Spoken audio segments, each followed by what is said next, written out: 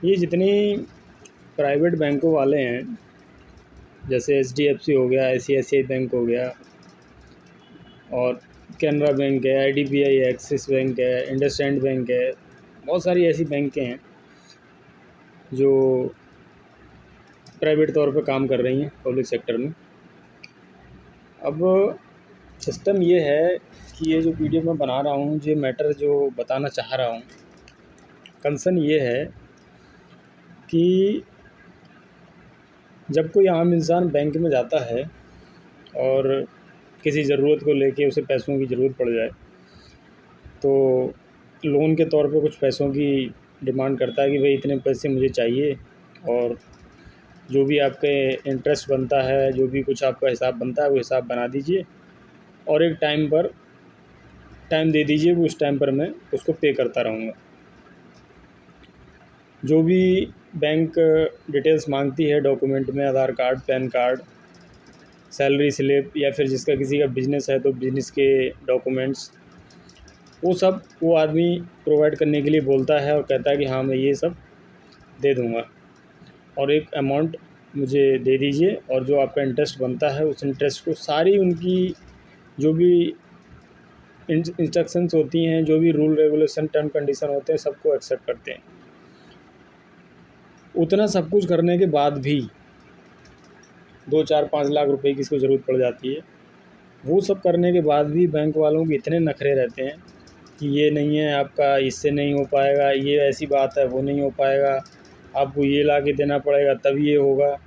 मतलब तरह तरह के नखरेबाजी रहती है।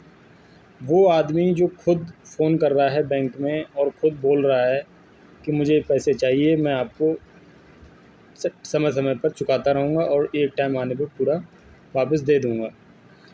या चाहे फ़ोन से कांटेक्ट करे या चाहे आपको बैंक जाके और किसी से डायरेक्ट कांटेक्ट करे, जो आदमी डायरेक्ट कांटेक्ट करके अपने सारे डॉक्यूमेंट्स दे रहा है, सारी अपनी रहने से लेकर काम करने तक के सारे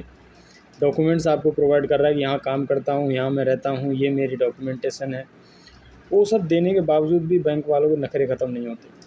चाहे वो आईसीआईसीआई बैंक हो, चाहे वो एचडीएफसी बैंक हो, कैनरा बैंक हो, जितने भी प्राइवेट सेक्टर की बैंकें हैं, सबका यही वो नौटंकीबाजी चालू है। वहीं दूसरी तरफ इन्हीं बैंकों से बड़े बड़े उद्योगपति, बड़े बड़े बिजनेसमैन,